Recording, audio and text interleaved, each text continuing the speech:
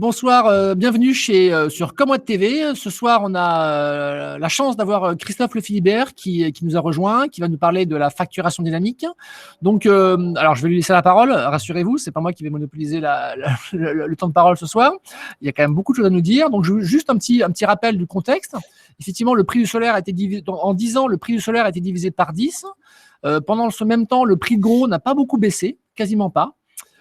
Pourtant, les particuliers ont vu leur facture doubler. Effectivement, et pas forcément à cause du solaire, parce que le solaire et les renouvelables en général ne pèsent que pour 1,5 centime par kilowattheure.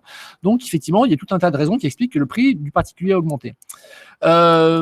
Ensuite, au niveau du contexte, depuis 2007, il y a eu l'ouverture du marché, donc avec la fin du monopole d'EDF pour les particuliers. En 13 ans, EDF a cédé à peu près, a perdu 12 millions de clients, à peu près, environ. Qui sont partis principalement chez Engie, Total, etc. Et perd actuellement 100 000 clients par mois. Donc du coup, c'est un rythme important. Effectivement, et ces clients partent effectivement chez des alternatifs. Aujourd'hui, il y a 60 concurrents à EDF sur le marché du résidentiel, donc 40 qui sont moins chers qu'EDF. Donc, la question qu'on va se poser ce soir et qu'on va poser à Christophe, c'est est-ce que Barry est un fournisseur d'électricité de plus? Et qu'est-ce qu'il a de spécial, Barry, pour qu'on essaie de comprendre un petit peu sa place et effectivement sa spécificité? Alors, moi, je suis très au courant, je suis beaucoup de ce qui se passe au niveau de l'énergie. Et pour moi, effectivement, l'offre de Barry est une des plus innovantes que j'ai vues depuis 10 ans. Donc, je pense que c'est pour ça que ça me fait vraiment très plaisir de faire cette émission ce soir avec Christophe. Et je pense qu'on va en discuter. Et je voudrais aussi qu'on parle de Barry, effectivement, mais qu'on parle aussi de la facturation dynamique. Parce qu'effectivement, tous les gens connaissaient jusqu'à présent les billets d'avion à prix variable, les trains à prix variable. On connaissait les heures pleines, heures creuses. Mais maintenant, effectivement, il y a mais personne ne connaissait un tarif qui changeait d'heure en heure, et effectivement, c'est quelque chose d'assez nouveau. Et on va voir avec Christophe un petit peu ce que ça représente, etc. Donc voilà. Donc, en préparant cette émission, on a eu beaucoup de réactions sur les réseaux sociaux. D'ailleurs, je vous en remercie parce que ça permet effectivement de préparer des questions, ça permet effectivement de voir un petit peu les sujets qui vous intéressent. Alors, on a eu tout un tas de questions que je vous mets en vrac en disant attention hein, avec la facturation dynamique, c'est comme les prêts à taux variable avec qui ont coulé un peu beaucoup de collectivités qui avaient souscrit des taux variables qui étaient indicés sur le taux de la monnaie suisse. Le franc suisse, donc qui a créé des problèmes. On a eu effectivement dans l'actualité dernièrement avec le prix au Texas, avec le prix de l'électricité qui a flambé pendant quelques semaines. Et les gens disent attention. Donc tout ça, c'est un peu des craintes qu'on a eu exprimées par les internautes. Les internautes qui disent oui, mais attendez, si l'énergie devient hors de prix, allons-nous devoir nous éclairer à la bougie les jours de pic de consommation? Et après, une question aussi sur les précaires. Est-ce que la facturation dynamique va-t-elle pénaliser les foyers en précarité énergétique? Voilà. Donc voilà un petit peu en gros et en vrac tout ce qui a été un peu dit sur les réseaux sociaux. Donc on a prévu ce soir un ensemble de questions. Donc comme toujours, les gens qui nous ont rejoints ce soir dans le Café Débat peuvent poser des questions à travers le chat et je me ferai un plaisir de relayer leurs questions. Ou si les personnes ont un bon micro et veulent prendre la parole, ils peuvent activer leur micro. Alors bien sûr, coupez votre micro entre deux interventions, mais vous pouvez prendre la parole et poser la question à Christophe. Alors on est dans un café débat, donc on n'est pas dans une réunion professionnelle, on est vraiment en train de discuter entre personnes qui respectent les avis des autres. Donc le but c'est d'argumenter, d'essayer. On n'est pas forcément tous obligés d'avoir le même avis, mais l'important c'est qu'on échange et qu'on sorte un peu de nos cercles habituels où on est toujours un petit peu avec des gens qui sont un peu du même avis que nous. Donc n'hésitez pas effectivement à poser des questions. Et le but c'est d'essayer de faire progresser un petit peu la compréhension de tout le monde autour de ce que c'est que cette ovni Barry qui arrive dans le paysage énergétique de français et pourquoi il y aura un avant et pourquoi il y aura un après. Donc voilà pour le contexte. J'en ai assez de faire l'introduction. Maintenant, je vais poser les questions directement à Christophe. Donc Christophe, je t'invite à te présenter en 3 minutes rapidement pour savoir ton parcours, quelle formation tu as, quelle est ta spécialité, ce que tu maîtrises. Voilà. D'accord, très bien, merci. Ouais, merci de me recevoir ce soir. Alors, j'ai un parcours très court dans l'énergie, puisque j'ai commencé à travailler dans ce secteur il y a 3 ans. Sinon, j'ai commencé ma carrière en 99, donc ça fait pas beaucoup d'années dans l'énergie. Donc j'ai fait pas mal de secteurs différents. Je crois que la spécialité c'est la compréhension des consommateurs, et donc la communication, le marketing, plus récemment la sacro-sainte growth, dont on parle, qui est donc la croissance digitale, Ouais. surtout, ou en tout cas la croissance de manière générale, donc les ventes et le marketing digital. Et voilà, et donc j'ai commencé ma carrière dans les grands groupes français d'ailleurs, mais à l'étranger, puisque je suis moitié danois, donc là je vous parle depuis Copenhague, où je suis basé, puisque Barry est présent d'abord au Danemark et après on a lancé en France. Et donc, voilà, j'ai commencé dans les grands groupes, j'étais chez L'Oréal, j'étais chez LVMH, donc très loin de l'énergie et de la mobilité électrique. Et puis voilà, après, voilà, j'ai fait un parcours, je suis passé chez Nokia, donc j'étais dans la tech, et j'ai découvert la tech en 2006, à la grande époque encore où Nokia n'était pas concurrencé par Apple et l'iPhone, bref. Et voilà, après plusieurs postes, je suis retourné dans des plus petites boîtes. Et j'ai vraiment mis le pied dans les startups et les boîtes tech voilà, en 2013, du SaaS software. Et puis après, je suis me retrouvé sur la Côte d'Azur. Donc, j'ai passé 2 ans en France dans une startup française qui a depuis vendu, enfin, c'est fait intégrer dans un groupe local dans le sud-est. Mais la boîte s'appelait Advance Solar et on faisait des stations de recharge pour la mobilité électrique solaire. Donc voilà, c'était c'était early days, comme on dit, 2013-2014, c'était un peu trop tôt, je pense aussi. Mais bref, j'ai découvert le secteur du véhicule électrique, de la mobilité électrique solaire, et du coup, j'ai eu un énorme plaisir à y retourner, donc après être passé par d'autres startups à Copenhague en 2018 via le recrutement par le groupe Fortum, donc qui finance Barry. Donc voilà, et aujourd'hui, je suis à la tête donc du développement, je dirais, international et tout le marketing chez Barry.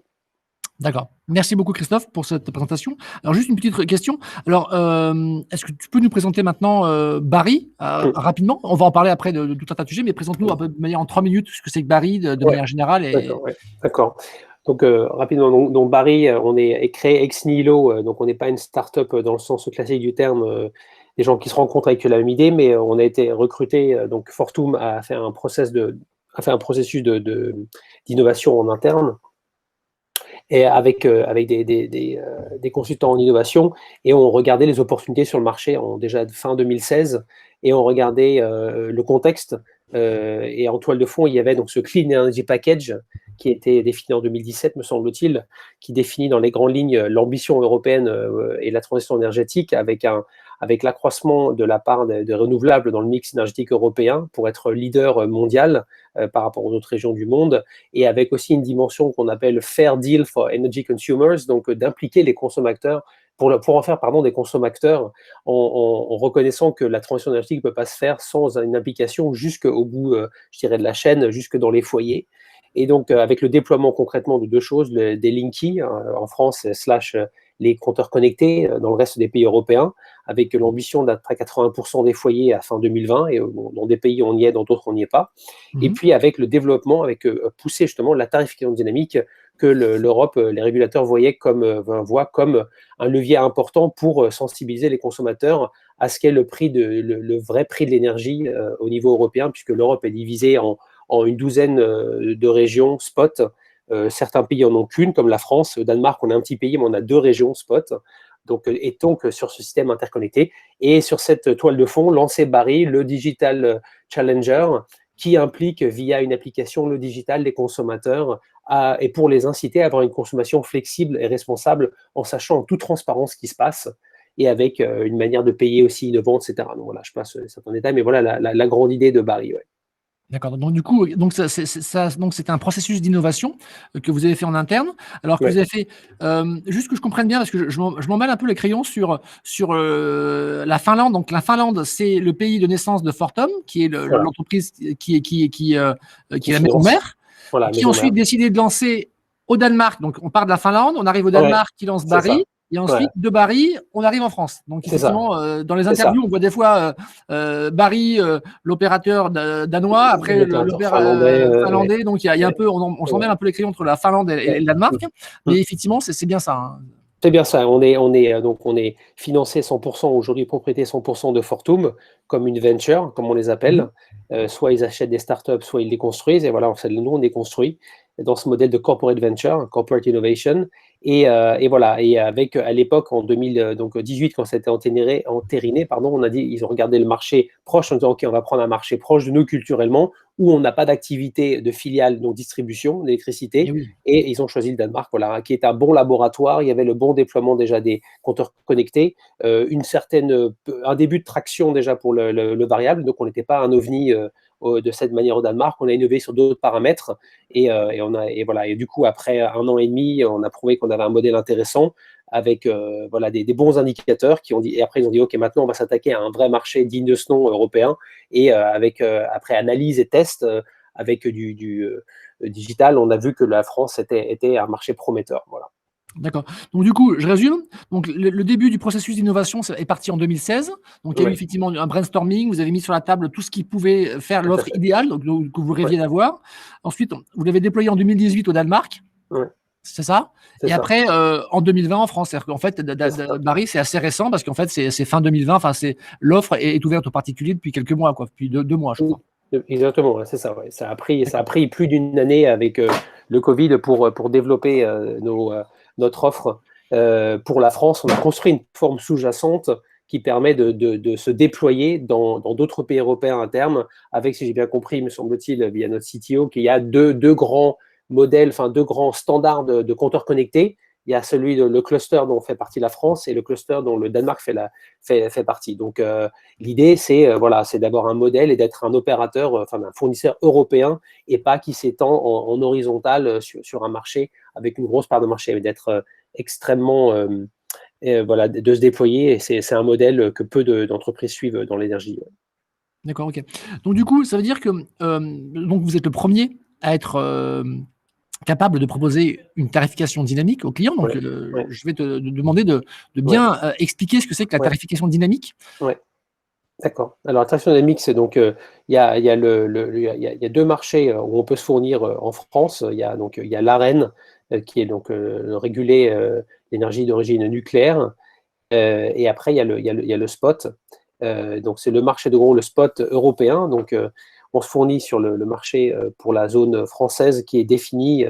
Le principe est que les prix sont définis tous les jours à midi pour les 24 heures suivantes. Donc aujourd'hui, il y a 6 heures et 45 minutes, les prix ont été fixés pour demain, c'est-à-dire à partir de minuit 1 jusqu'à 23h59 demain soir. Donc voilà, cet équilibre, il se définit à midi tous les jours, basé sur les prédictions en offre et demande de la part des différents acteurs. Donc d'un côté, les fournisseurs, donc tous ceux qui fournissent de l'énergie et tous ceux qui vont en prendre de l'autre côté. Donc, il y a un équilibrage tous les jours. Et vous pouvez imaginer, bien sûr, du coup, comme les ENR jouent un rôle, c'est aussi quelque part là où la nature rentre en jeu, puisque quelles sont les conditions météorologiques et qui vont faire qu'il y ait plus ou moins de production éolienne, plus ou moins de solaire, les maintenances, etc. Tout rentre en compte. Et du coup, on cale le prix en ajoutant l'une après l'autre les différentes sources d'énergie. Et donc, au Danemark, par exemple, pour illustrer, c'est que d'abord, on va commencer par l'hydro, qui est norvégien-suédois, avec un prix super bas et le plus vert. Après, on va rajouter la capacité suivante, l'éolien. Et au-delà de l'éolien, on va commencer à rajouter peut-être le gaz, etc., jusqu'à arriver au plus cher et le plus polluant, le charbon. Et c'est comme ça qu'on construit le prix. Et la courbe du prix et de l'offre et de la demande se croisent et définissent les 24 heures. Voilà. D'accord. OK. Alors juste pour ceux qui veulent voir, je fais une petite application. Je montre un petit peu effectivement les différentes variations de courbe aujourd'hui au moment où on se parle effectivement. Donc on peut voir en temps réel la fluctuation du prix du kilowattheure qui varie d'une heure à l'autre et aussi la teneur en énergie renouvelable et en CO2. Okay. Donc du coup, alors ensuite le modèle économique qui pour moi est original, Barry, c'est pour moi après vraiment comparé avec tous les autres. Les 50 autres, on peut se poser la question, on se demande, est-ce que Barry est-il le seul fournisseur qui a vraiment les mêmes intérêts que ses clients? Parce qu'effectivement, dans votre modèle économique, vous ne prenez aucune marge sur l'énergie que vous vendez. Donc, du coup, en général, ce n'est pas un modèle qui est commun, parce qu'en général, tous les fournisseurs gagnent un peu d'argent sur le kilowattheure qui est commercialisé. Donc, ce qui fait que quand les gens font des économies, achètent un appareil plus efficace ou isolent leur maison, et ben du coup, c'est un manque à gagner pour le fournisseur. Et c'est un peu tout le problème des fournisseurs d'énergie, c'est qu'ils ont envie d'encourager leurs clients à à consommer moins, mais à chaque fois que leurs clients vont consommer moins, bah, ils vont avoir moins de recettes, donc moins d'argent pour se développer, et c'est un peu un problème pour eux. Donc c'est un petit peu comme si on devait demander aux gens qui vendent des cigarettes de convaincre leurs clients d'arrêter de fumer. Donc effectivement, ils vont le faire parce qu'ils sont bienveillants, mais de l'autre, ils se disent oui, mais si tout le monde arrête de fumer, moi j'ai plus de boulot. Donc et là, je trouve que Barry a une réponse qui est assez intéressante, c'est qu'ils disent non mais voilà, le problème c'est ça. Donc nous, on va vous vendre l'énergie à prix coûtant. Mais du coup, si vous vendez l'énergie à prix coûtant, vous l'achetez 10 centimes sur le marché, vous le revendez à 10, comment vous gagnez votre vie? C'est ça.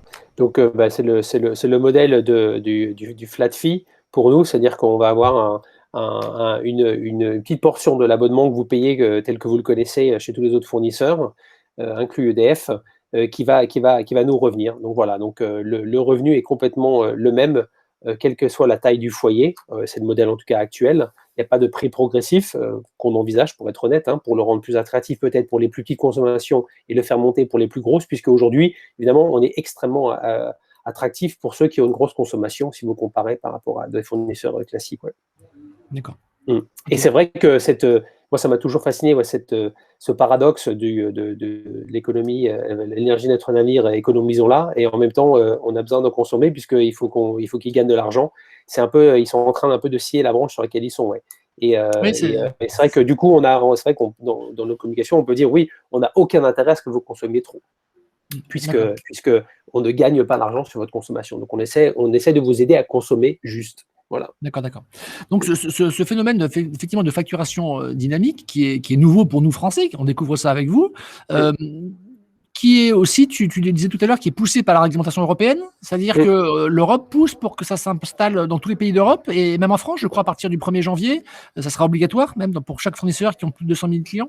C'est ça, ouais. Donc la France, je crois, a fait des appels et beaucoup, ils vont à reculons, et d'autres, ils vont de plein pied. On est ravis, on accueille dans la famille bientôt Leclerc. Pour ceux qui n'avaient pas suivi, je vous propose de surveiller ça de près, de vous inscrire sur la liste d'attente pour voir aussi ce qu'ils vont faire, puisqu'ils lancent leur offre en septembre, et leur offre, quand on regarde, est extrêmement intéressant de leur communication, puisqu'elle est très très calquée sur ce qu'on dit. Donc voilà, c'est très intéressant. Vous êtes leader, super. Voilà, donc ça c'est classique, ça ne dérange pas. Donc bref. D'accord. Leclerc arrive en septembre, et après tous les autres vont arriver en janvier prochain. Normalement, oui. Après, vous pouvez ajouter la liste. Donc Équateur, nos amis d'Équateur qui font leur entrée en bourse là. J'espère qu'ils vont garder un peu d'argent pour faire du développement aussi, parce que c'est vrai que c'est très contraignant de développer ce modèle quand on a un modèle qui tourne sur le prix fixe. Donc voilà. Et donc Engie, Total, EDF, Équateur. Après, je ne connais pas la taille des autres exactement, donc je ne sais pas combien se suivront, mais ça y est, c'est lancé, ouais. Donc ça va être intéressant. Ok, donc du coup, c'est pas un essai technique, c'est pas une offre qui va faire une courte période, c'est quelque chose qui est lancé, quelque chose de fond. Alors, dans les pays nordiques, effectivement, Danemark, Finlande, quelle est la part de marché de la facturation dynamique? Est-ce que depuis quand c'est parti? Est-ce que c'est vraiment majoritaire? Dis-nous un petit peu ce qui se passe si tu as des informations. Alors, je ne maîtrise pas totalement l'historique, mais à peu près, on parle d'un développement de la facturation dynamique qui a commencé à apparaître, il me semble, dans les pays nordiques il y a à peu près un peu moins de 10 ans, et assez anecdotique et assez petit, mais aujourd'hui, ça a vraiment pris une part prépondérante. Je crois qu'en Norvège, on en est même à un point où je dirais l'équivalent de l'UFC recommande le prix spot comme l'abonnement le plus intéressant pour les ménages norvégiens. Encore une fois, ils ont des conditions aussi différentes des nôtres, avec de l'hydro. Vous savez qu'ils sont 90% renouvelables, leur mix, grâce à l'hydro notamment. Mais tout ça pour dire que c'est vraiment devenu un modèle qui a pris de l'ampleur, et je n'ai pas les chiffres exacts, mais je sais que, en tout cas, les nouveaux deals, les nouveaux abonnements que vend par exemple Fortum, nos collègues distribution électricité, par exemple en Norvège, ils sont à plus de 70 ou 80%, c'est du spot. Donc il y a une sorte de phase maintenant d'accélération.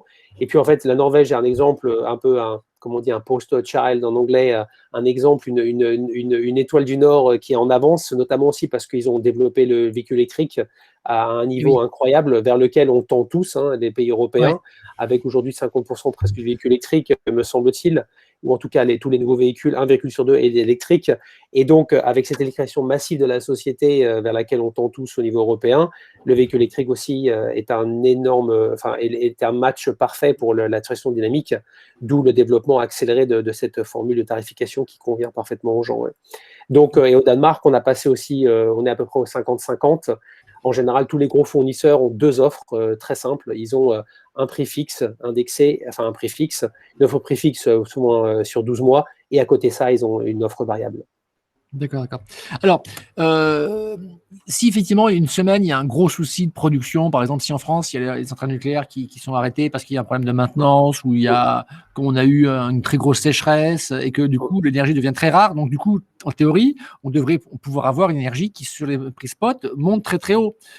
Comment vous protégez effectivement le consommateur qui serait attiré par vous en disant bah, tiens, je vais faire des économies, mais il se retrouve piégé parce que l'énergie se met à fluctuer de manière très à la hausse, parce qu'effectivement, comme on a une production d'énergie qui est assez monobloc en France, qui est très dépendante du nucléaire. Donc, effectivement, c'est une chance pour la France au niveau carbone.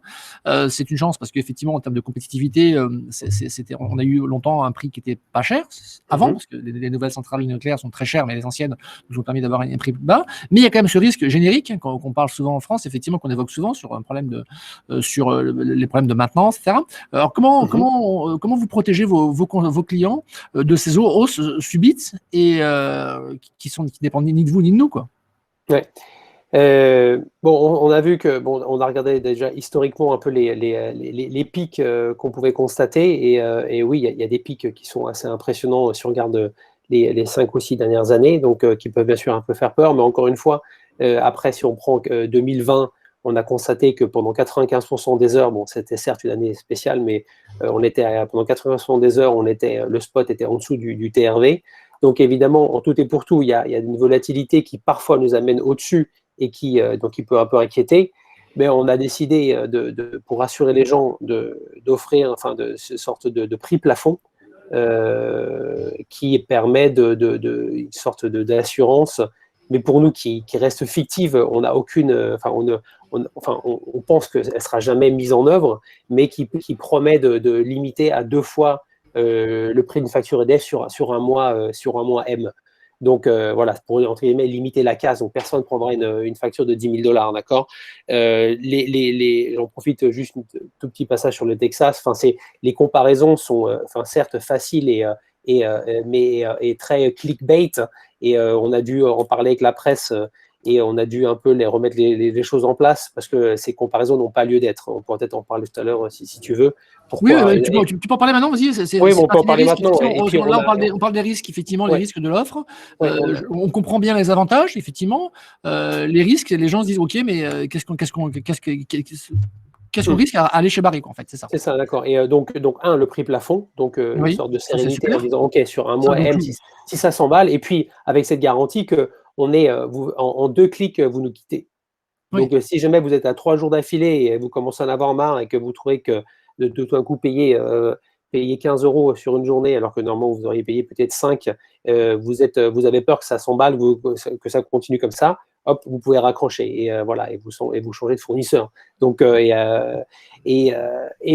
y a ça. Et puis après, c'est vraiment aussi de voir qu'il faut être le bon type de foyer pour qui l'offre dynamique est idéale. Et je pense qu'aujourd'hui, en 2021, on est encore force de constater que tout le monde n'a pas un profil de consommation adapté à la transition dynamique.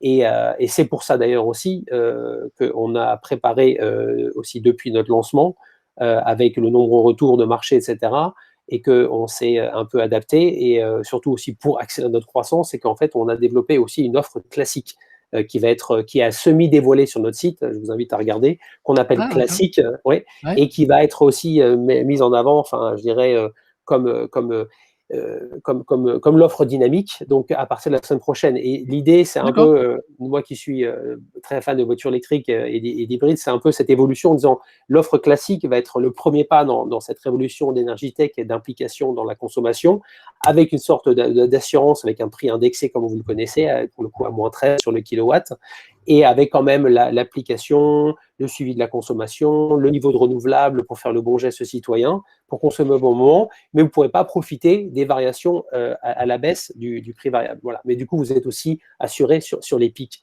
Donc voilà, c'est une offre un peu d'entrée, le plug-in hybride, je dirais, avant d'aller vraiment à l'électrique. Pour ceux qui ont la bonne consommation adaptée, on a développé un quiz simple avec une 6-7 questions auxquelles vous pouvez répondre, qui vous aident à vous aiguiller en disant « Ah, à mon avis, il vaut mieux que vous preniez l'offre classique » ou « Ah, tiens, non, vous avez un bon profil pour une consommation dynamique. » Donc voilà, donc ça fait partie des nouvelles activités qu'on lance pour s'assurer que personne prenne la mauvaise porte, entre guillemets. Ouais. D'accord. Alors, c'est quoi le profil typique le plus adapté à une offre dynamique? L'offre dynamique. Une grosse consommation Oui, à partir voilà, de combien de mégawattheures par an? Oui, il faudrait. Enfin, je veux dire, c'est à partir de. Si on prend les chiffres de 2020, pour l'instant historique, sur lesquels on peut s'appuyer, parce qu'on ne peut pas parler de futur, mais que du passé. Si on prend 2020 ou même 2019, des 4000, 5000 kWh à l'année, donc c'est la plupart des foyers, enfin, à peu près le milieu, pourraient tirer bénéfice de l'offre dynamique. Attention, si vous avez, on pose la question sur le niveau d'isolement, je dirais le côté, la modernité ou l'âge de votre logement, parce que si vous habitez une passoire thermique, comme on les appelle, il me semble, là, c'est clair, vous avez un profil qui est un peu plus risqué. Si vous êtes très dépendant du chauffage électrique, vous êtes mal isolé, on dira attention, peut-être qu'il vaut mieux rester sur une offre classique pour l'instant. Par contre, du coup, dès que vous êtes sur un logement un peu plus moderne, avec la possibilité, donc avec cette idée de pouvoir décaler un peu même le chauffage, dire chauffer à 14 heures quand vous n'êtes pas encore rentré chez vous, mais que l'inertie reste puisque vous êtes bien isolé et que vous coupez le chauffage à 19 heures et que vous profitez de cette chaleur pendant la soirée. Voilà un exemple. Ou encore, bien sûr, encore une fois, l'exemple phare, le segment niche sur lequel aussi on se positionne, qui est un segment d'avenir, la voiture électrique. À ce moment-là, vous avez tout intérêt à passer chez Barry pour profiter des fluctuations à la baisse, quand vous avez des grosses consommations qui sont flexibles et déplaçables. Voilà. D'accord. Et personnellement, après, pardon, juste pour finir sur le modèle, après sur les prix danois, donc c'est pas complètement comparable, mais même moi qui habite dans un appartement à Copenhague, j'habite dans 120 mètres carrés avec ma petite famille, on n'a rien de particulier en consommation. J'ai réussi à écréter un peu et à baisser un peu ma facture par rapport à mon fournisseur qui me fournissait à un prix fixe, ne serait-ce qu'en ayant juste des gestes très simples, en disant, voilà, le lave-vaisselle, est-ce qu'il a besoin de commencer à 19h30 quand on a fini de dîner? Non, on peut le commencer à 23h. Inversement, il peut se faire le matin. Enfin, déplacer même ces petites consommations-là à petite échelle, c'est plutôt symbolique comme économie, mais ça permet de le faire. Donc, c'est juste, et on sait qu'en même temps, ce geste, il est aussi dans la direction de la transition énergétique, puisque l'électricité, quand elle est la moins chère, c'est souvent qu'elle est aussi elle est corrélée avec de l'électricité verte. D'accord. Très bien. Oui, effectivement, nous, on l'a testé, cette offre. Effectivement, on se rend compte que le fait moi, je fais beaucoup de bateaux, notamment en Bretagne, où il y a des marées, donc tout le monde vit un peu au rythme des marées. Et j'ai retrouvé un petit peu ça avec l'offre Barry, c'est qu'on se dit, bah, tiens, l'énergie est pas chère. Et ben, du coup, j'ai l'impression que c'est comme si c'était quelque chose qui nous synchronisait, nous, entre consommateurs, on est quand même tous assez morcelés en France, on est chacun chez soi, surtout en période de confinement. Et je trouve que de dire, bah, tiens, l'énergie est pas chère aujourd'hui, ça resynchronise un petit peu les familles.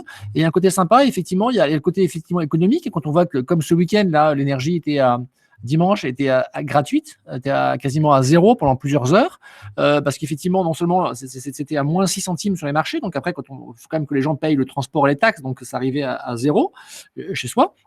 Donc du coup, ça crée des événements et ça fait effectivement, ça permet effectivement de créer du lien et je trouve ça assez intéressant de se reconnecter un petit peu à la nature parce qu'effectivement, bah, dans ces moments où l'énergie est pas chère, c'est souvent parce qu'il y a une grosse production d'énergie renouvelable, donc c'est le moment de consommer et ça fait du bien la facture au CO2 parce que c'est vrai que quand il y a beaucoup de production, il n'y a pas beaucoup de gaz et de charbon qui produit du kilowattheure, donc c'est toujours bon pour l'effet CO2. Et puis après, c'est bon aussi pour les réseaux parce que les réseaux, c'est bien de consommer quand les réseaux sont libres, parce qu'effectivement, la pointe de 19h en plein hiver, tout le monde consomme, ça, les réseaux n'aiment pas tellement. Donc, c'est vrai que je trouve qu'il y a beaucoup d'avantages, effectivement, de sensibiliser les gens à pouvoir, effectivement, déplacer dans la mesure du possible sans avoir un impact énorme sur le confort, quoi. Ouais, c'est ça, c'est un peu de sensibiliser sur la réalité du marché, comment fonctionne le réseau d'électricité. Alors en France, comme tu disais, il est un peu particulier parce qu'on a très monobloc avec le nucléaire qui donne beaucoup de stabilité et du coup beaucoup de sécurité. Mais en même temps, c'est la réalité du marché quand même sous-jacente. Et le TRV, me semble-t-il, il est aussi, il est défini, il est en partie composé à 30% du marché spot. Donc tous les Français qui sont sur le TRV ne le savent pas, mais sont aussi impactés par le marché spot. Et là, les prix qu'on a eu élevés sur le spot, sur le premier trimestre et qui continue encore en avril et même en mai, là, ça baisse encore doucement. Bon, il y a des bonnes journées, mais globalement, on est au-dessus de 2020. Ça va se ressentir dans quelques mois dans la facture de tous les gens qui sont sur des prix indexés parce qu'il va y avoir une correction. Et la différence, c'est que chez Barry, c'est maintenant que vous le sentez parce que les conditions étaient difficiles. En France, le reste, ça va être décalé. Et je pense que l'augmentation du mois d'août va être assez certaine pour le TRV et puis pour les concurrents. Ouais. D'accord. Alors, il y a des questions, je vais lire un peu les questions. Donc, le tarif de l'abonnement, une question de Dominique qui propose quel est le tarif d'abonnement aujourd'hui est-ce que tu es plus cher que EDF ou c'est Oui, sur les plus petits KVA, vous allez clairement voir un prix je dirais, de catalogue plus élevé. Je vous invite juste à regarder. Si vous allez dans le bas de page sur le site barry.energie/fr, je vous invite à regarder. Il y a la grille tarifaire qui est dans le bas de page, dans le footer. En plein milieu. Donc, du coup, le fait que vous vendiez à prix coûtant l'énergie au kilowattheure, vous avez un tarif d'abonnement qui est un peu supérieur, mais qui reste quand même pas. Moi, ça ne m'a pas choqué. Non, ça reste. On commence pour 3 kVA, on commence à 11,04 et parce qu'encore une fois, on vous montre la différence en fonction de la FTA. Hein. Donc, on a un niveau de transparence qu'aucun fournisseur a, puisqu'on se retrouve dans des problématiques aussi différentes dès lors. Donc, vous avez 4 grilles tarifaires qui dépendent de votre FTA, avec cette possibilité d'évoluer entre les FTA. FTA, tu peux préciser pour ceux qui ne savent pas ce que c'est que les FTA? Donc, alors les FTA, donc c'est la formule tarifaire d'acheminement. Donc, je dois avouer que je la maîtrise non plus pas à 100%. Il y a un petit article. C'est la puissance souscrite. Non, c'est différent. Donc, comme on l'explique, donc quel que soit son fournisseur, dans le cadre d'un abonnement et de la consommation, on paye le TURP, hein, qui est le tarif d'utilisation des réseaux publics d'électricité. C'est le prix normal à payer pour utiliser le réseau, et ce qui sert à financer la construction, l'entretien, etc., la gestion. Donc, et ce prix, il comprend la partie fixe qui dépend de la puissance souscrite, donc le KVA, et ça c'est compris dans l'abonnement. Et donc, et cette partie fixe, elle dépend donc de la formule tarifaire d'acheminement. Les formules tarifaires d'acheminement, il y en a 4 différentes. Et c'est là où donc, il y a la fameuse, donc il y a le FTA moyenne, donc qu'on appelle MUDT et MU4. Donc là où on paye le réseau plus cher dans l'abonnement, donc la part fixe, et moins cher dans la consommation, qui est la part variable. Ou alors la FTA courte, CU et CU4, où là on paye le réseau moins cher dans l'abonnement, qui est la part fixe, et plus cher dans la consommation, part variable. Bon, c'est là où ça devient assez farfelu. Et, enfin, usine à gaz. En France, c'est secret ça. Ouais. Ça, c'est voilà. Mais encore une fois, donc par souci de transparence, on a dû aller aussi jusque-là. Et donc, c'est expliqué en dessous de la grille tarifaire sur le site. Et pour le coup, pour l'offre classique qui est indexée, là, on va retomber sur une grille tarifaire très simple, comme on les connaît. Mais pour l'offre dynamique, on a dû passer par là. Donc, voilà, on commence à 11,04 et on finit à 12,09 pour 3 kVA. Et puis après, pour beaucoup de foyers qui sont à 6 ou 9, là, pour 9, on est à 14,66 ou 17,80. Et encore une fois, comme on disait depuis le début et que les médias l'ont bien compris, plus on consomme, plus Barry est intéressant. Ah, ok, d'accord, très bien. Et je trouve ça ultra très très pédagogique parce que effectivement quand nous on a testé, on a pris des consommateurs, on leur a demandé ce qu'ils en pensaient, etc. Et ce qui les a marqués le plus, c'est effectivement que en fait sur ton application, tu peux montrer le prix que les gens payent et tu peux aussi enlever le transport et le taxe. Et tu vois juste le prix spot. Et ce qui a étonné les gens, c'est de voir que sur une facture de 16 ou 17 centimes le kilowattheure, les transports et taxes, c'est 10 centimes. Et là, les gens ils peuvent s'amuser heure par heure. Et puis en plus, ce calcul change parce que ce week-end, l'énergie était à 0 € TTC, alors qu'il était à moins 6 centimes au prix spot, c'est-à-dire qu'il n'y a que 6, donc c'est-à-dire que quand le prix est négatif, le transport et taxes, c'est que 6 centimes. Par contre, quand le prix est à 15 centimes, les transports et taxes, c'est 10 centimes. Donc c'est assez, et j'imagine que c'est assez compliqué de calculer ça parce qu'effectivement, à chaque heure, vous devez recalculer tout ça pour à la fin afficher aux gens effectivement ce qu'ils ont vraiment consommé. Quoi. Donc, c'est clair, c'est une de nos forces d'avoir développé cette facturation à l'heure en prenant toutes les composantes. Donc, on fait une mini-facture toutes les heures complètement. C'est ça. D'accord. Et les tarifs négatifs, ça fait c'est vraiment quelque chose d'assez symbolique et de futuriste, mais c'est ça, c'est-à-dire qu'on va arriver, on va tendre vers un avenir où, oui, l'électricité pure sera gratuite ou négative même dans un nombre grandissant d'heures. Hein. Je crois qu'on était Ouais. à 180 ou 190 heures en 2020, etc. En Angleterre, il y a des offres. Je sais qu'il y a une des boîtes qu'on regarde qui s'appelle Octopus Energy, qui est très tech, hein, qui viennent de lever 200 millions de dollars, hein, pour la petite histoire. Donc, une vraie énergie tech unicorn, wannabe, énergie, donc Octopus, pardon, énergie. Et ils ont fait une collaboration avec les responsables du réseau, avec une offre où vraiment on payait les gens pour consommer, parce qu'eux, ils ont construit énormément d'éoliens, comme vous savez, en Angleterre. Ils ont fait une grosse progression là-dessus, et du coup, il y a une pression sur le réseau monstrueuse et un vrai coût associé, d'où en disant il faut vraiment consommer maintenant, quoi. Consommer. D'accord, c'est clair. Remplissez vos batteries. Très bien. Donc du coup, effectivement, de plus en plus, donc tu disais qu'il y avait 190 heures de tarification, d'heures de prix négatif en France. C'est quelque chose qui va augmenter parce qu'effectivement, quand on regarde, quand on voit que maintenant, dans certains cas de figure, en Europe, on produit de l'énergie solaire à 1,5 centime le kilowattheure, on a bien et que les batteries baissent de plus en plus, on voit bien qu'on va avoir ces énergies renouvelables qui vont se déployer massivement et qui vont se déployer, d'après certaines études qui sont proposées par Stanford en Californie, qui disent qu'on va même être amené à produire 2 à 3 fois, voire 4 fois la consommation annuelle des Français en énergie renouvelable.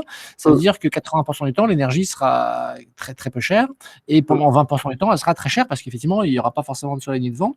Donc du coup, on sent bien que si c'est rentable pour les gens, Barry et la facturation dynamique en 2021, ça va être de plus en plus dans les années qui viennent, effectivement, et c'est quelque chose qui va s'imposer progressivement dans tous les pays du monde. On peut imaginer que c'est un scénario, c'est clair. D'accord. En tout cas, en Europe, c'est la vision, justement. C'est pour ça que c'est tout le but de ce Clean Energy Package. Ouais, c'est clair, c'est clair. Alors, il y a Christophe qui pose une question, c'est est-ce que cette offre ne doit pas être associée à des systèmes de chauffage de type radiateur à stockage? Par rapport effectivement, d'un côté, effectivement, on a les radiateurs plutôt grille-pain qui, dès qu'on les arrête, ils sont froids et ils servent plus à rien, alors que effectivement, les radiateurs à stockage, à inertie, qui sont capables de garder la chaleur pendant plusieurs heures, est-ce que c'est des choses que vous préconisez ou finalement, le plus important, c'est d'avoir une maison bien isolée? Est-ce que vous avez réfléchi à ces questions-là? Non, c'est tout à fait, ouais. Et puis, on a la chance aussi, depuis qu'on est rentré sur le marché et qu'on a fait un peu parler de nous, il y a des gens qui nous contactent, qui travaillent justement. Il y a des gens comme ça qui nous attendaient, comme il disait, des gens qui ont construit des solutions en toute conscience qu'il y a la tarification dynamique qui va arriver en France, puisqu'elle existe déjà ailleurs. Donc, si c'est des gens qui ont bossé à l'échelle européenne ou qui ont regardé ce qui se passait en Europe, ils se sont préparés. Exemple, dans le véhicule électrique, on a travaillé récemment, on a discuté avec Jedlix, qui permettent l'optimisation de la recharge de véhicules électriques. Eux avaient déjà développé donc, la solution de recharge intelligente, automatique, en fonction du prix spot le plus bas, puisqu'ils connaissent ça de Hollande, d'où ils viennent, et d'autres pays européens. Et pareil, donc, dans ce secteur aussi de la domotique / chauffage, il y a donc, on a été contacté par Lancet, avec qui on a eu un très, très bon call il y a une dizaine de jours, qui font justement ce radiateur que je ne connaissais pas, une très belle innovation de Las Vegas, présentée au CES en 2018, je crois, vous devez connaître, oui, bien sûr. avec la petite batterie intégrée. Donc, toute la domotique. J'étais avec eux cet après-midi. Voilà, on a pas mal discuté. Voilà, donc, et c'est aussi comme ça qu'on a discuté avec toi et Comwatt, parce que voilà, il y a plein d'acteurs avec qui on essaie de créer à l'intérieur de cet écosystème cette maison intelligente et donc connectée et avec un profil plus, je dirais, voilà, plus développement durable, qui permet de maximiser l'utilisation des énergies renouvelables, avec la voiture qui va stocker l'énergie, la rebalancer en V2G, Vehicle to Grid, les petits radiateurs avec des batteries, etc. La liste est longue, la priorisation, les Energy Management Systems, etc. Donc, on a vocation à rentrer dans cet écosystème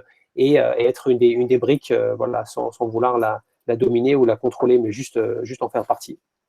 Effectivement. Donc, du coup, votre stratégie, après avoir, parce qu'on discute un petit peu ensemble, c'est effectivement d'essayer de collaborer avec des entreprises innovantes autour de l'énergie et essayer ensemble de construire, d'être complémentaires. Effectivement, dire voilà, Barry amène la facturation dynamique.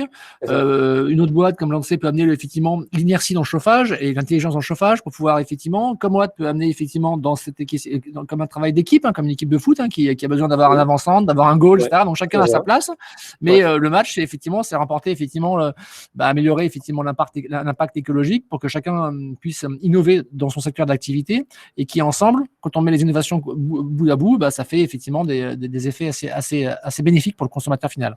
Ok, très bien. Donc du coup, effectivement, et l'image que c'est vrai qu'en discutant avec toi, ce qui m'a marqué, c'est que en fait, votre vision, c'est de dire la technologie est une solution, parce qu'il y a beaucoup de gens qui disent oui, mais attendez, la technologie, c'est encore des gadgets, ça rajoute des choses, des applications. Déjà, on passe beaucoup de temps sur nos applis. Et vous faites le pari que la technologie peut aussi avoir ce qu'on appelle la tech for good. C'est la tech peut aider effectivement à rendre le monde meilleur, même si très souvent c'est un peu caricaturé par les abus de Facebook sur les données personnelles. Il y a beaucoup de controverses autour de est-ce que les GAFA nous amènent dans la bonne direction ou dans la mauvaise. Et vous, votre pari, c'est que la technologie, non, c'est un outil et ça peut servir aussi la société et ça peut servir tout le monde. Donc c'est un petit peu votre pari, quoi, la technologie. C'est la bonne intelligence artificielle, quoi. C'est la bonne IA et pas la mauvaise IA maligne, ouais.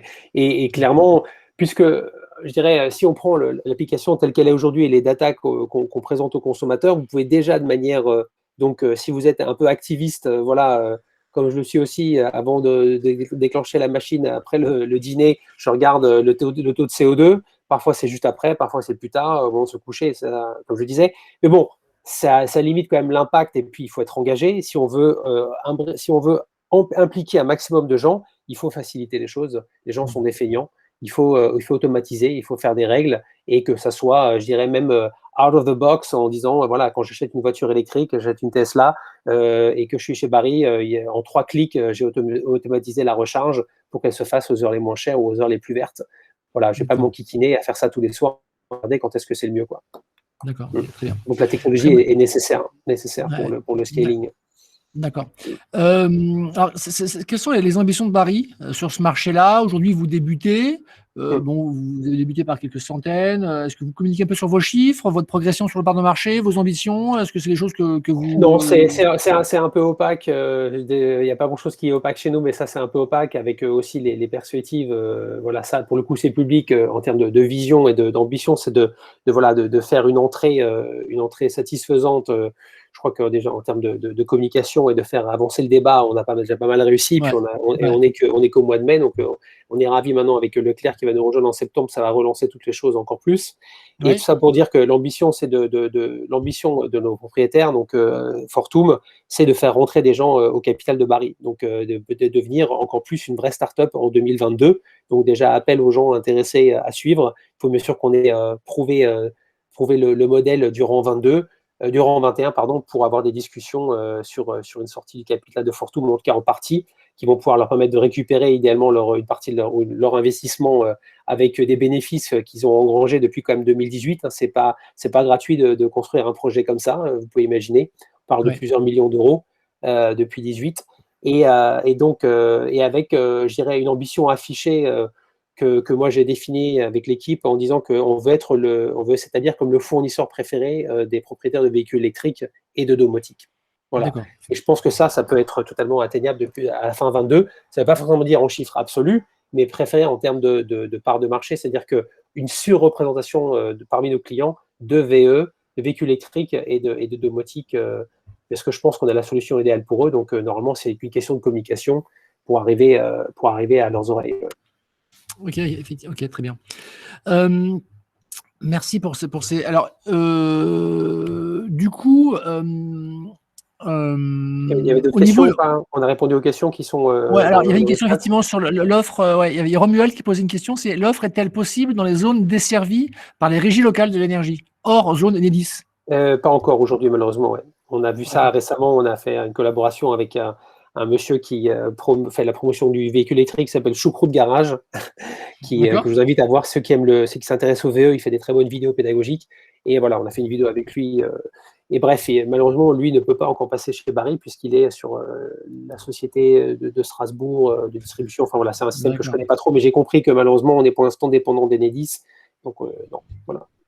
Ouais, c'est pour des problèmes, je crois, de complexité de système d'information, je crois. C'est ça, hein, c'est parce que votre système, il doit développer des spécificités pour un marché tout petit, parce que c'est vrai que c'est bon. Voilà, on a développé. Apparemment, c'est pas. Voilà, c'est ça. Nous, on a développé avec Enedis, voilà, parce que c'était l'attractivité de la France, c'est notamment qu'il voilà, il y a un DSO avec qui travailler et donc c'était attractif. Effectivement, ouais, mais c'est vrai que sur toutes les régies publiques, effectivement, tous les fournisseurs ne sont pas présents. Nous, on le voit effectivement parce qu'effectivement, il y a des développements à faire, il y a des spécificités, c'est complexe et c'est un peu une chasse gardée de certains fournisseurs qui ont développé des SI autour de ça et qui disent c'est mon territoire. Donc c'est vrai que c'est un peu bizarre parce qu'en fait, en France, normalement, on devrait être égalitaire, hein, c'est-à-dire tout le monde devrait pouvoir accéder à tous les fournisseurs d'énergie, mais c'est pas le cas parce que dans les faits, effectivement, il y a cette barrière. Je pense que cette complexité artificielle gérée par la technologie et la facturation qui est extrêmement compliquée fait que c'est malheureusement tous les Français ne sont pas égaux par rapport à ça et c'est un peu ça, c'est vrai que c'est plus qu'on peut regretter. Ouais. Alors après, il y a Christophe qui dit non, qui critique un peu ma remarque en disant que c'est simplement parce que les ELD n'ont pas encore déployé Linky. Bon, alors ok, alors j'espère que ça sera le cas, mais en tout cas, moi je peux témoigner que je discute avec quand même beaucoup de fournisseurs d'énergie qui malheureusement se plaignent aussi de ça avant Linky, même de pas pouvoir se déployer dans toutes les ELD parce que c'est compliqué, c'est l'usine à gaz et c'est vraiment, enfin c'est tout ce qu'on regrette en France, quand on voit effectivement la complexité administrative de certaines démarches, notamment dans les énergies renouvelables, c'est vrai à peu près dans tous les niveaux. Et quand on voit, enfin moi je me mets à ta place, hein, Christophe, toi qui viens des pays nordiques, etc., quand tu vois ça, quand on est en France, on s'en rend plus compte, hein, parce qu'on voit cette complexité, on est né avec, mais quand on bosse pour une boîte, moi j'ai bossé pour des Suisses je m'occupais d'une filiale française d'un groupe suisse, à chaque fois je leur expliquais la spécificité française par rapport aux démarches administratives pour faire un raccordement d'énergie renouvelable, on était considérés comme des fous, quoi, hein. On me disait mais les Français vous êtes fous, quoi, d'avoir une complexité pareille. Et quand on voit la complexité de la facture d'énergie avec tout ce qu'il y a dedans, toutes les taxes, avec les retraites, les machins, c'est infernal, quoi. C'est infernal et c'est fait pour que les gens ne comprennent rien. D'ailleurs, ça marche bien d'ailleurs parce que les gens aujourd'hui ne savent pas. Nous on a posé des questions. On a montré des factures à des gens, on a fait on montrera cette vidéo bientôt, des radiotrottoirs, on a posé les questions, on leur dit voilà une facture d'énergie d'EDF ou d'un autre, hein, qu'est-ce que vous comprenez, c'est quoi la part de l'énergie, c'est quoi la part du transport et c'est quoi les taxes, personne ne sait. Personne ne sait. Alors que quand vous achetez un produit, normalement, c'est le prix, puis il y a la taxe. Ou quand vous achetez un produit sur Internet, on vous dit le transport, c'est tant. Là, sur une facture d'énergie, c'est fait pour que personne ne comprenne. Donc, on est vraiment dans un monde, voilà, c'est un petit peu caricatural, mais malheureusement, c'est dans ce monde-là que les startups doivent se déployer. Et ça, c'est un peu délicat, quoi, un peu compliqué. Il y avait Christophe Chauvet, vous vouliez dire quelque chose, ravi de vous écouter, ouais. Ouais, Christophe, allez-y. Allumez votre micro.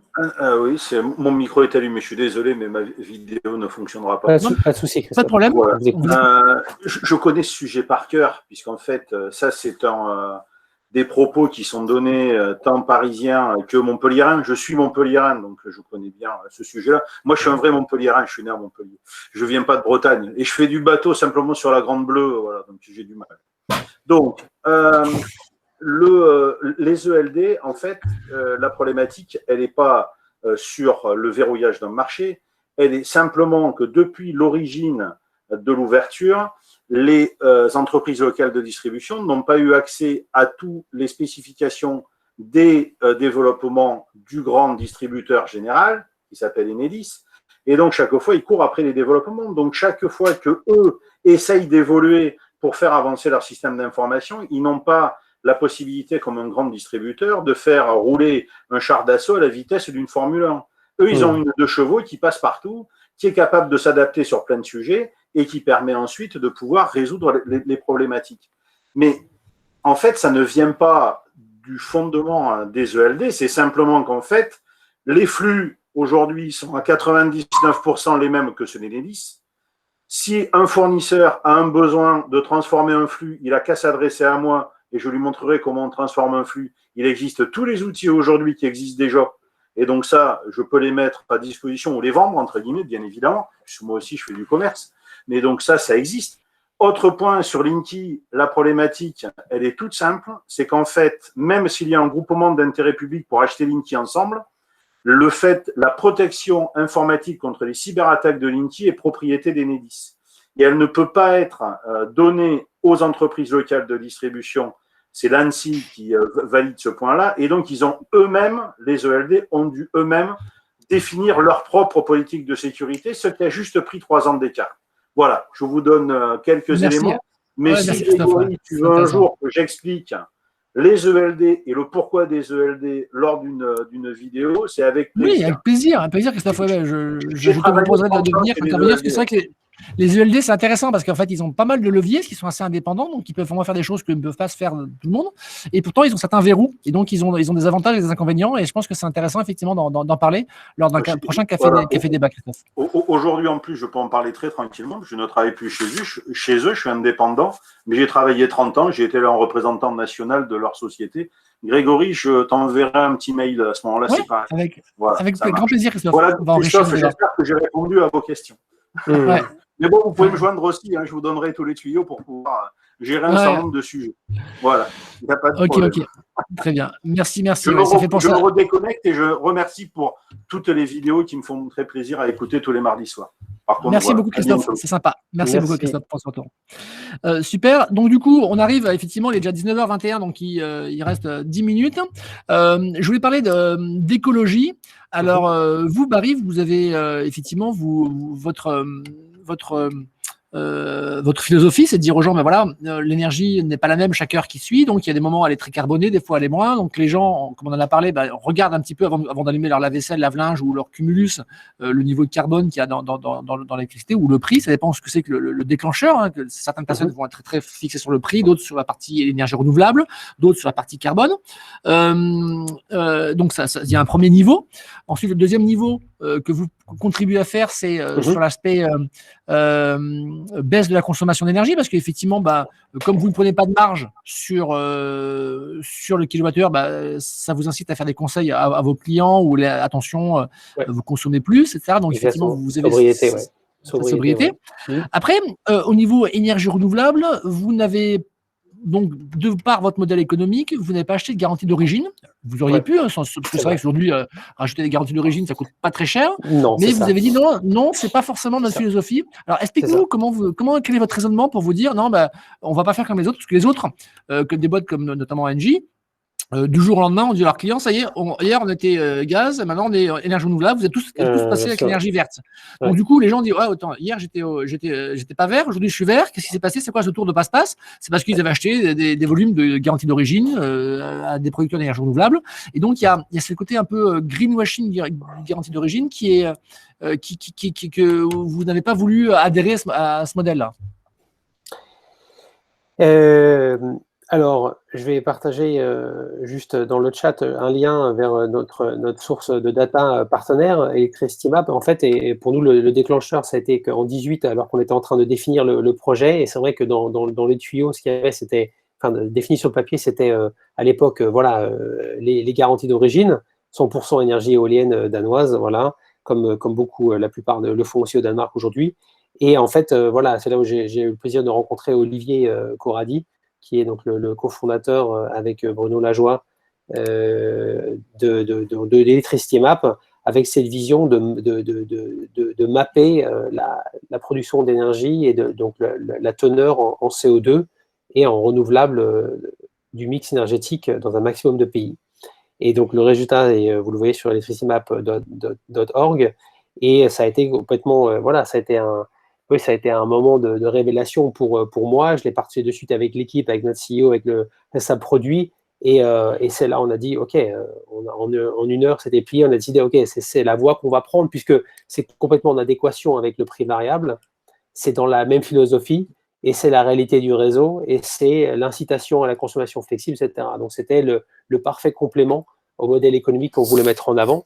Et donc voilà, c'est pour ça que maintenant, une fois qu'on a pris le parti pris de montrer cette météo de l'électricité via l'appli, on ne peut pas à la fois dire, demain, il y a 25% d'énergie renouvelable à 14h, et en même temps dire, vous avez un contrat 100% énergie renouvelable. Et en faisant des études et en Ouais. nos propres études au Danemark, où on demandait aux clients, à un échantillon de la population, un type institut d'opinion publique, en demandant aux gens, il y avait quand même un tiers, ou presque un tiers des Danois qui pensaient qu'on pouvait avoir de l'électricité 100% verte dans sa prise de contact. Et je pense qu'il y a des Français aussi qui peut-être réfléchissent pas assez et qui pensent que c'est le cas aussi en France. Donc voilà, alors que les électrons ne se contrôlent pas. Donc voilà, c'est vraiment aussi après, voilà, en termes de communication, c'était aussi un super positionnement pour être un peu être contrecarré, être à contre-courant, pardon pour le jeu de mots.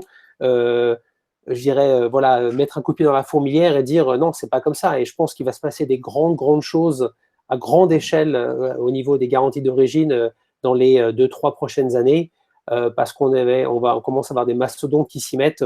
Je sais que de sources sûres que Electricity Map travaille avec Google, par exemple, aujourd'hui, pour les aider à optimiser leur centre de data. Ils sont en discussion avec Microsoft et compagnie. Et quand vous avez des mastodontes qui commencent à dire non, ça n'existe pas le 100% vert, etc., on va parler de garantie d'origine peut-être à 24 heures. Enfin, il va y avoir une révolution de ce système-là. Et je pense que ça va être l'avènement de la data. On est en 2021, c'est quand même étonnant qu'on reste sur un système qui a quoi aujourd'hui, je ne sais pas, tu sais mieux que moi, je ne sais pas, les garanties d'origine, quoi, ça a 20 ans ou 15 ans, ou je ne sais pas quel âge ça a, quoi. De l'ère pré-data. Aujourd'hui, on a la data, donc utilisons la data. Ouais, c'est clair. Et encore une fois, pardon, c'est vraiment pas pour retirer le crédit à Enercop et aux autres qui poussent l'agenda vert, surtout quand ils le font vraiment comme ça, où il y a un vrai déploiement, je dirais marginal, ajouté, additif, ou je sais pas comment dire, enfin vraiment, où il se passe vraiment une augmentation de la production en amont, éolienne ou solaire. Très bien. Après, les garanties d'origine qui sont pas time-bound ou region-bound, donc quand Engie peut acheter de l'hydro norvégien qui a été produit il y a 3 mois pour verdir leur électricité sur le papier, c'est là où ça devient vraiment problématique. Et nous, on a fait le parti pris de dire, OK, il y a des gens qui poussent sur la production en amont, mais quand le vent ne souffle pas, quand le soleil ne brille pas, eh ben, il n'y a pas d'électricité verte, il faut le savoir, et du coup, il faut s'adapter. Et nous, on vous raconte qu'il faut adapter votre consommation. Okay. Voilà. Alors, merci pour ces précisions. Alors, il y a une question là qui est posée par Julien, qui nous remercie effectivement pour ton intervention et qui lui dit est-ce que tu intègres la vision des prix à terme pour permettre aux utilisateurs d'estimer leurs coûts futurs avec les prix de marché? Effectivement, si tu vois que dans 3 mois, l'énergie va être chère, est-ce que tu peux dire aux gens, bah, tiens, voilà. Merci Julien, je suis fan aussi de votre solution. On l'a bien regardé avant de rentrer, je l'ai découverte en étudiant le marché français. J'espère qu'on pourra discuter à l'occasion. Et la réponse courte est oui. Pour l'instant, on est sur cette perspective de 24 heures qui, pour la plupart des consommateurs, devrait quand même permettre de faire... on veut... Je ne sais pas, il y a peut-être un risque, je ne l'ai pas réfléchi complètement, mais en disant, voilà, les prix les 3 prochains mois, ça va toujours être avec une grosse source d'incertitude. Alors, on a des partenaires avec qui on discute, je crois qu'il s'appelle le Core-I, notamment, voilà, Cori, ouais, voilà, tu les connais, avec qui on discute, qui nous ont maintenant servi ce service, je ne sais pas si c'était client chez nous, mais où tu surveilles, mais on a la météo de l'électricité maintenant pour la semaine. Donc, lundi matin, on publie ça avec les prévisions, voilà, en donnant les grandes lignes de la semaine. Et on est en train de tester ça s'il y a de l'intérêt. Et puis après, il y a eu un peu au début en interne, pour être honnête, transparent comme on l'est, l'équipe tech qui disait c'est bon, ça on peut le faire nous-mêmes, etc. Et en disant peut-être qu'on devrait aller se combiner avec un service. Et on va voir s'il y a une idée à étendre un peu ces prédictions à 1 ou 2 semaines, etc.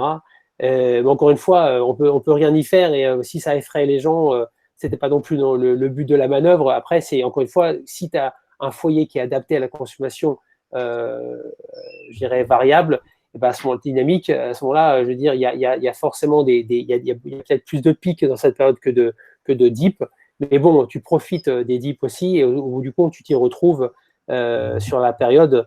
Mais je ne sais pas si on va aller à un horizon de 3 mois, mais en tout cas, là, on fait la semaine, et peut-être qu'on fera 2 semaines ou 3 semaines. Encore une fois, plus on avance, plus il y a d'incertitude. Donc bon, ça devient un peu la boule de cristal après, quoi, non? En fait, ouais, au-delà de la... Excuse-moi, j'interviens directement en audio. Au-delà de l'aspect optimisation court terme sur un horizon, par exemple, 1 semaine pour savoir quand consommer, il y a aussi une dimension qui est les prix sont généralement à la hausse ces derniers temps. Et notamment, là, ce qu'on a vu, c'est que le produit calendaire ou l'hiver prochain, ils sont extrêmement chers. Et ça va se répercuter directement sur, malheureusement, le tarif que vous allez pouvoir proposer à ces horizons-là. Parce que là, effectivement, on rentre dans l'été, donc les prix sont quand même assez raisonnables. Mais dès qu'on va rentrer dans l'hiver, on le sait, les prix peuvent exploser. Et ça, est-ce que ça inquiète pas quelque part les consommateurs? Et est-ce qu'ils s'en rendent compte que là, on est dans une période qui est assez propice à faire des économies, mais en plein hiver, il y a quand même des prix qu'on voit sur le marché à terme qui deviennent assez inquiétants. Mais ça, on s'est pas encore projeté. Là, encore une fois, entre le prix plafond, déjà pour éviter la catastrophe sur un mois, et puis après l'introduction de l'offre prix fixe, encore une fois, je veux dire, on se voit pas remettre en question tout le produit variable, enfin l'offre variable. Je pense qu'encore une fois, il y a beaucoup d'incertitudes sur cette perspective. On regardera comment ça se positionnera et on pourra toujours, en tant qu'entreprise, pouvoir garder les gens en disant, écoutez, voilà, on entre dans l'hiver et que si les perspectives vous effraient, que vous n'avez pas le bon profil pour décaler votre consommation, l'adapter, profiter de l'inertie de la chaleur pour les heures les moins chères, parce qu'on ne peut pas avoir des pics tout le temps non plus. Donc, encore une fois, si vous n'avez pas le bon profil, peut-être que vous devriez passer sur l'offre classique. Donc, ça sera toujours le produit de repli pour les gens. Ouais. Ok. Merci pour ce commentaire, Julien. Merci, Alors, Julien. on arrive à la fin de l'interview. Dernière question, enfin, deux dernières questions. Et si tu pouvais y répondre rapidement, ça serait synthétique, ça serait super. Christophe, première question. Si tu étais nommé demain ministre en charge des sujets énergétiques en France, quelles seraient les lois que tu voterais en premier en disant pour débloquer un petit peu ces problèmes qu'on a sur la transition énergétique en France ou sur le marché de l'énergie? Est-ce que tu as des idées? Est-ce que tu as des choses qui te font râler? Parce que toi, tu as quand même une position, tu bosses en France, mais depuis un pays étranger. Qu'est-ce qui t'étonne? Qu'est-ce que tu voudrais changer pour que ça fluidifie un peu ce marché-là et que ça aille dans le bon sens? C'est difficile. J'ai pas assez encore de compréhension profonde pour la régulation du marché de l'électricité, comment on pourrait le simplifier, pas le déréguler, mais le simplifier, comme tu disais, en termes d'administratif, de lourdeur, etc. Je pense qu'il y a forcément d'autres choses à faire parce que c'est vrai que je viens d'un pays où c'est plus facile de gérer 5,5 millions d'habitants aussi.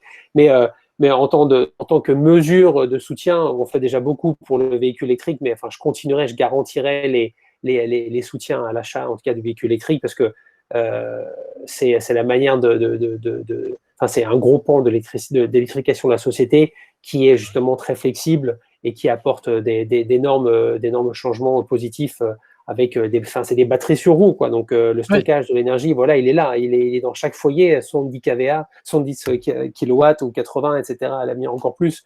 Donc c'est hyper prometteur. Donc c'est un peu bateau, mais ça, je dirais, de soutenir encore plus si possible, ou en tout cas garantir que ça ne va pas s'essouffler à la fin 21, par exemple, en disant maintenant on va arrêter les soutiens. D'accord, très bien. Et donc, dernière question. Alors peut-être que ça sera peut-être la même réponse, ça sera lié aux voitures électriques. Quelles sont parmi tes certitudes que tu as? Tu as des choses sur lesquelles tu es certain que ça se passe comme ça, que tu as compris des choses. Et quelles sont ces certitudes que tu as et qui pourtant sont très peu partagées par les gens en général? Tu dis non mais c'est fou là, moi je suis pas persuadé de ça et à chaque fois tu es obligé de discuter avec les gens pour les convaincre parce qu'ils sont pas vraiment convaincus, c'est difficile.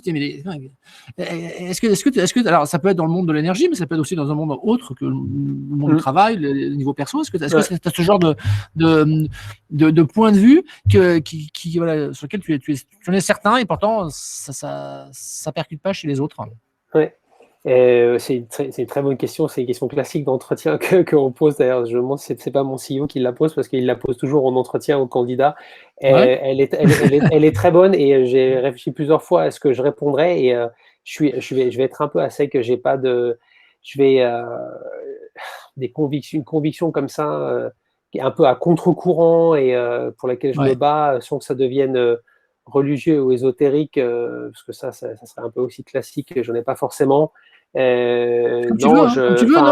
réponds comme tu veux. Je pense enfin juste. Tu peux pas répondre après. Non, mais ce qui me viendrait, c'est un peu, c'est cette croisade pour la tarification dynamique en France, qui est super difficile à expliquer, à vendre. On n'est pas aidé par le contexte non plus, en plus avec les prix hauts, comme on discutait à l'instant. Mais en tout et pour tout, voilà, quand on comprend the big picture et qu'on dézoome et qu'on voit ce qui est en jeu en termes de région et de l'électrification et de renouvelables qu'on veut augmenter, c'est clairement la voie à suivre. Et Dieu sait que j'ai déjà eu des discussions avec pas mal de journalistes qui sont enfermés dans des logiques extrêmement un peu pour moi arriérées, quoi. Exemple l'USC, pour pas en mentionner, qui parlait qui mettent qu'en avant la protection des consommateurs et qui voient pas que il y a un système qui doit évoluer, on peut pas rester sur que du prix fixe. Alors un système hybride, il y en a, bref, mais c'est une croisade. En France, c'est un peu comme ça, ouais. C'est un peu comme ça, d'être convaincu et de devoir me battre contre plein de gens qui ne le voient pas, ouais. Ok, voilà. Ça sera le mot de la fin. Merci beaucoup Christophe, merci mille fois d'avoir accepté cette invitation et merci à tous pour vos questions, c'était très intéressant. Et puis donc on va faire le montage, merci à toi, et puis on va faire le montage demain et ça sera disponible sur YouTube et sur Spotify dès demain soir. Merci beaucoup. Grégory. Merci à tous, bonne soirée. Merci à tous, merci, au revoir.